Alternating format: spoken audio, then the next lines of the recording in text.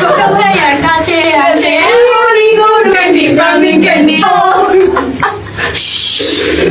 আমি না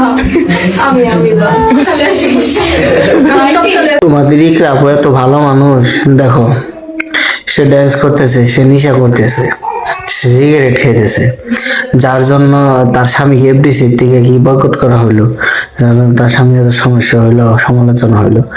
দেখো আল্লাহ কি সমস্যা, মানে সমস্যাটা এই তোমার ইকরা আপুর মধ্যে আসল, তোমাদের আর স্বামীর মধ্যে না, যা বুঝতে পারতাছি এখন যে পরিস্থিতি।